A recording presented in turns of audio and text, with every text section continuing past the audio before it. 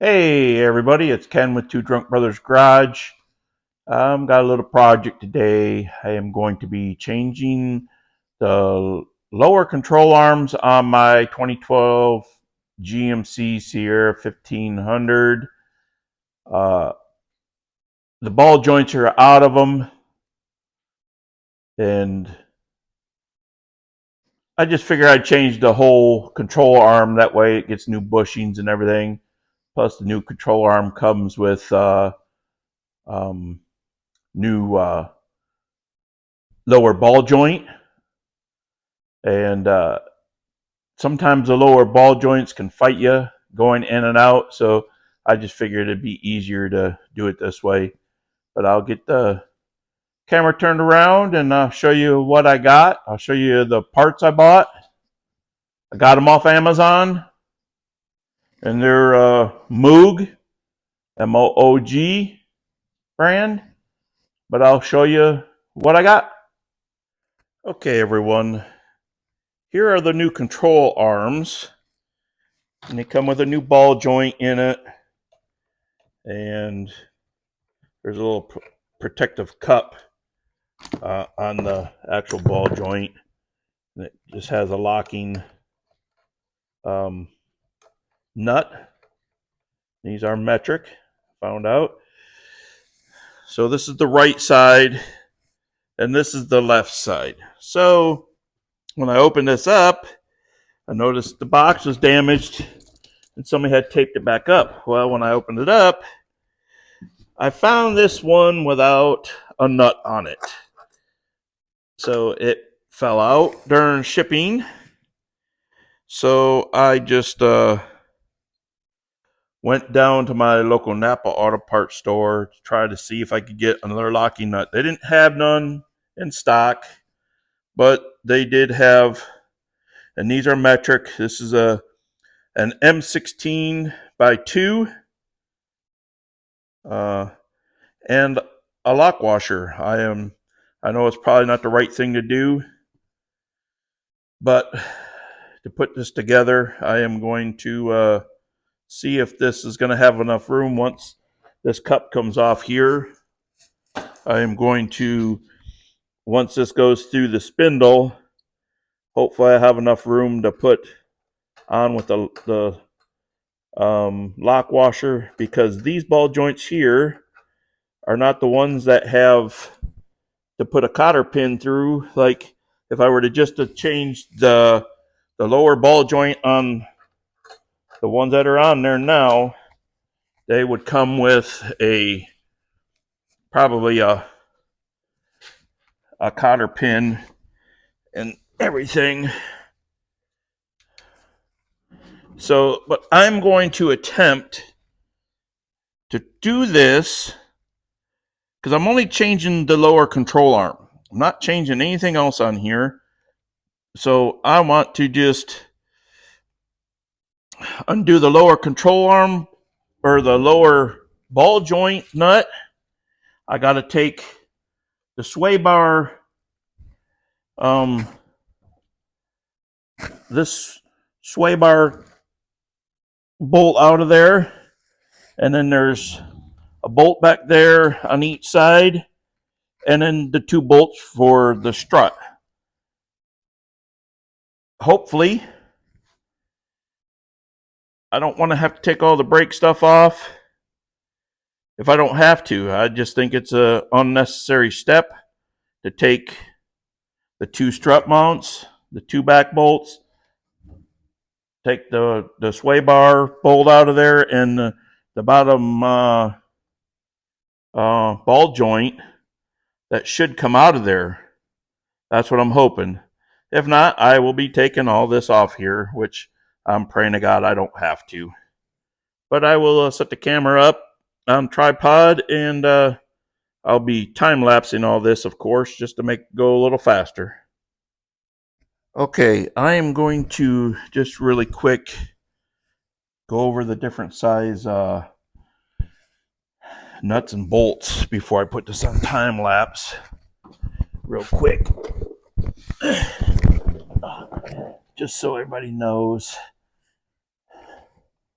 what size everything is. Okay, the lower ball joint is bigger than 22 millimeter, so I'm going to have to find something bigger. So the strut bolts are going to be 15 millimeter. Okay, so let me go. I might have to get. Oh yeah, them are even. Oh, wrong bolt. Okay, even those bolts are bigger than. I'm gonna have to find me some big. Okay, that's kind of weird that's gonna be. So the bottom control arm, the head of the bolt is 18 millimeter, and the nut is way bigger, and I mean way bigger. So let's see here. It's definitely bigger than 22 millimeter, so I'm gonna have to go and find some bigger bolts, or I mean sockets. Okay, so the biggest deep well socket I have in metric is a 22, and I have bigger standard. So the bottom bolt for the lower ball joint, 15/16 fits on it, and on the big nut for the lower control arm, the 15/16 also fits on it. Let me, I didn't check this other side yet, but I'm pretty sure it's the same, and I'm gonna have to, I don't know how I'm gonna do that one, because the sway bar's in the flipping way. But we can put I don't know, and I wonder if I think the head of that's going to be 18 millimeter as well.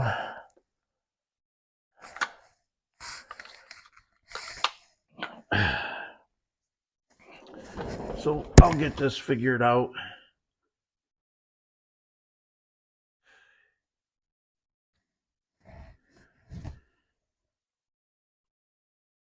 Wow.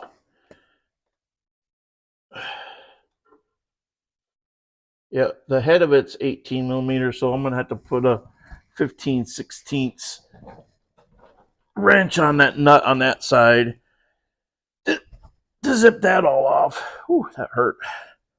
So I'm going to start doing time lapsing and see if I can get this stuff off here.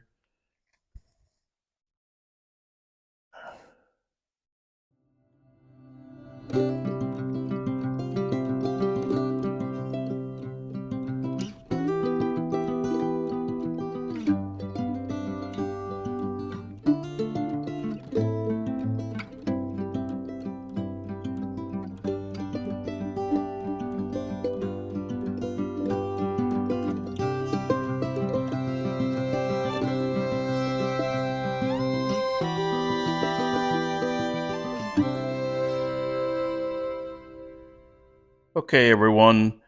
I guess I'm going to have to take all the brake stuff off. Just realize that with the CV shaft in the way, that I'm not going to be able to pull up the ball joint out of the spindle part. So I got to tear all that apart.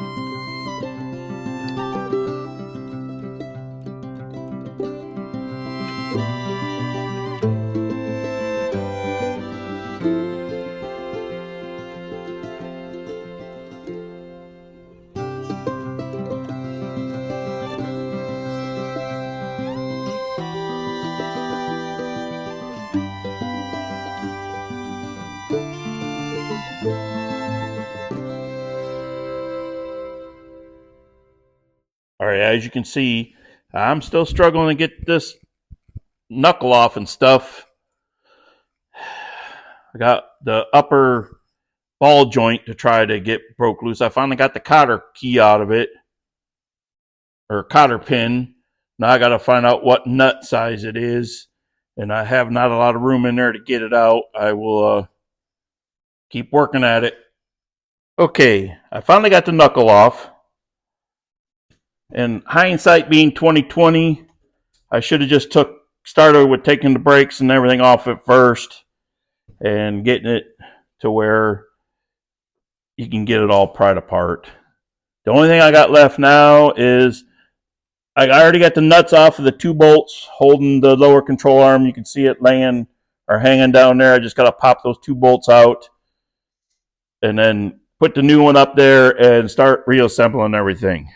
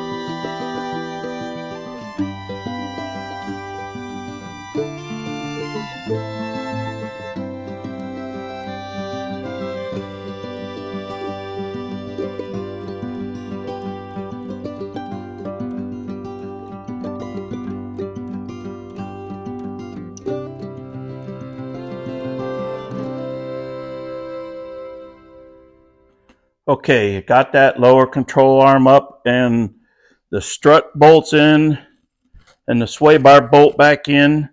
That's the process you go first, is getting strut bolts and the sway bar bolts. Then I got the knuckle on the lower ball joint with the nut started, and I got the axle into the wheel bearing hub. Now I'm going to get the upper ball joint in the knuckle and continue to, and then get the tie rod end back in there in the knuckle, and we'll get this back together slowly but surely.